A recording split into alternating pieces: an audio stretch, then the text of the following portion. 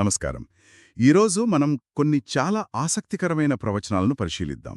ముఖ్యంగా రాబోయే ప్రపంచ సంఘటనల్లో తుర్కియే పాత్ర ఎలా ఉండబోతుంది? అవును, మన ఆధారం ఏంటంటే ఫాదర్ పీటర్ హీర్స్ ఇచ్చిన విశ్లేషణ. ఆయనేమో మెట్రోపాలిటన్ నియోఫిటోస్ ఆఫ్ మోర్ఫావ్ సేకరించిన ప్రవచనాలను వివరిస్తున్నారు. అంటే యుద్ధభూమిలో తుర్కియే పాత్ర, ప్రవచనాలు మరియు సంకేతాలు. ఎగ్జాక్ట్లీ.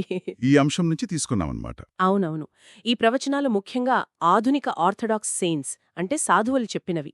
ఆ మెట్రోపాలిటన్ నియోఫిటోస్ ఈయన సైప్రస్లో చాలా ప్రముఖ బిషప్. ఆయన గత 20 ఏళ్లుగా వీటిని సేకరించి బోధిస్తూ వస్తున్నారు. సరే, మరి ప్రవచనాల్లోని సంకేతాలేంటి? ఆ సంఘటనల క్రమం ఎలా ఉంటుందని అంచనా. అదే కదా మన లక్ష్యం ఇప్పుడు. అవును. ఇక్కడొక విషయం నన్ను చాలా ఆశ్చర్యపరిచింది. ఒక ప్రవచన ప్రకారం మనం మామూలుగా కాఫీ తాగుతున్నప్పుడు హఠాత్తుగా ఒక వార్త వింటామట. ఆ ఏం వార్త? ఇజ్రాయేల్ వచ్చేసి పర్షియా అంటే ఎప్పటి ఇరాన్ అణు కేంద్రాలపై దాడి చేసిందని. అదే అంటే ఆ సంఘటనే రాబోయే పెద్ద ప్రపంచ పరిణామాలకు నాంది పలుకుతుందని చెప్పబడింది. నిజమే. ప్రస్తుత ఉద్రిక్తతలు చూస్తుంటే ఇది చాలా ఆలోచించాల్సిన విషయమే కదా. ఖచ్చితంగా. ఆ ఇజ్రాయెల్ దాడి ఒక కీలకమైన హెచ్చరిక సంకేతమని ప్రవచనాలు సూచిస్తున్నాయి. అంతేకాదు, చెప్పండి. దాదాపు అదే సమయంలో లేదా కొంచెం ముందు వెనుకగా తుర్కే ప్రస్తుత నాయకుడు ఎర్డోగాన్ ఆయన రాజకీయంగా పతనమవుతారని కూడా ఉంది. ఓ, అంటే ఈ రెండూ ఒకేసారి జరుగుతాయని సూచన అన్నమాట. ఇరాన్పై దాడి, ఎర్దోగాన్ నిష్క్రమణ. అవును, ఈ రెండూ జరగబోయే పెద్ద మార్పులకు సూచనలు అని భావించాలి. మరి ఈ ప్రవచనాల మూలం గురించి ఇంకొంచెం వివరంగా చెప్తారా? మీరు మెట్రోపాలిటన్ నియోఫిటోస్ అన్నారు కదా. అవును, మెట్రోపాలిటన్ నియోఫిటోస్ సేకరించారు. ఈయన సెయింట్ పైసియోస్, సెయింట్ పోర్ఫిరియోస్, సెయింట్ యాకోవిస్ ఇలాంటి ఆధునిక ఆర్థడాక్స్ సాధువులకు చాలా సన్నిహితులు, శిష్యులు కూడా. ఓకే. సాధువులు వాళ్ల ఆధ్యాత్మిక శక్తితో చెప్పిన విషయాలు, కొన్ని చారిత్రక ప్రవచనాలు, వీటన్నిటినీ ఆయన క్రోడీకరించారన్నమాట. సరే, ఇప్పుడు అసలు విషయానికొద్దాం. ప్రవచనాల ప్రకారం ఎర్డోగాన్ తరువాత తుర్కియే పాత్ర ఎలా ఉండబోతోంది? ఇక్కడే అసలు కీలకమైన మార్పు వస్తుందని అంచనా. ఎర్డోగాన్ తర్వాత వచ్చే కొత్త నాయకత్వం వాళ్లు పూర్తిగా పశ్చిమ దేశాల వైపు మొగ్గు చూపుతారట. అంటే వాళ్ల వ్యూహాత్మక లక్ష్యాలకు అనుగుణంగా నడుచుకుంటారని ప్రవచనాల్లో సూచన ఉంది. పశ్చిమ దేశాల ఆదేశాలను పాటించడమంటే ఉదాహరణకి ఎలాంటి పెద్ద చర్య తీసుకోవచ్చు?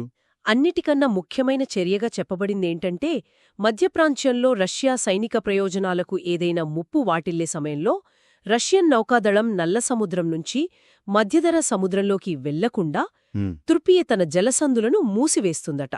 అంటే బోస్పొరస్, డార్డెనెల్లస్ ఆ కీలకమైన జలమార్గాలు. అయితే అంతర్జాతీయ చట్టం ప్రకారం శాంతి సమయంలో జలసందులను మూసేయడం కుదరదు కదా. ఏదో ఒక యుద్ధ పరిస్థితి ఉండాలి. సరిగ్గా చెప్పారు. అక్కడే మరో ఆసక్తికరమైన ప్రవచనముంది. అలాగా?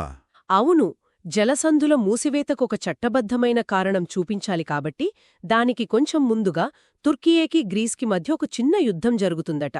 దేని గురించి? ఏజియన్ సముద్రంలో ఆ 6 మైళ్ల సముద్ర సరిహద్దుంది కదా, ఎప్పటినుంచో వివాదం నడుస్తోంది. దాని విషయంలో ఒక స్వల్పకాలిక పరిమిత యుద్ధం. ఓ, అంటే గ్రీస్తో ఒక చిన్న ఘర్షణను సాకుగా చూపి జలసందులు మూసేస్తారన్నమాట. అవును, ప్రవచనం అదే సూచిస్తోంది. అంతేకాదు, రష్యాను నిరోధించడానికి నాటో అంటే పాశ్చాత్య దేశాల కూటమి పరోక్షంగా ఈ ఘర్షణకు అనుమతివ్వచ్చు అని కూడా ఉంది. ఇది చాలా కీలకమైన విషయం మరి. నిజమే. ఈ ప్రవచనాల్లో కొన్ని ఇప్పుడు సెయింట్ పైసియోస్ చెప్పినవి ఉన్నాయి.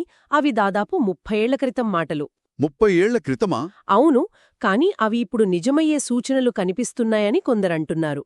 ఉదాహరణకు, మొన్నటి ఎన్నికల్లో ఎర్డోగాన్ పార్టీ కొంచెం బలహీనపడింది. ఆయనే త్వరలో తప్పుకోవచ్చు అని కూడా సంకేతాలిచ్చారు. అవును, అది నిజమే. మరోవైపు ఇరాన్ అణు కార్యక్రమంపై ఇజ్రాయెల్ దాడి చేస్తుందేమో అన్న ఉద్రిక్తతలు బాగా పెరిగాయి.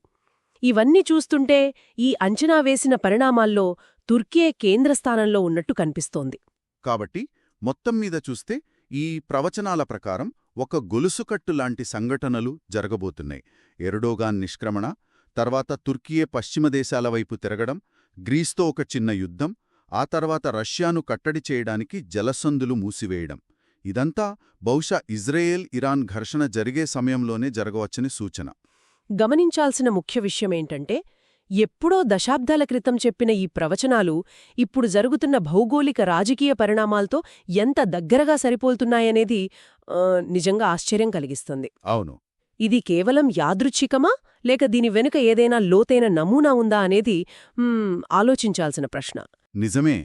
ఈ వివరాలు చూస్తుంటే ఇజ్రాయెల్, ఇరాన్, తుర్కియే, గ్రీస్ లాంటి ప్రాంతీయ వివాదాలు రష్యా, పశ్చిమ దేశాల మధ్య పెద్ద మార్పుడుతో ఎలా ముడిపడి ఉన్నాయో అర్థమవుతోంది.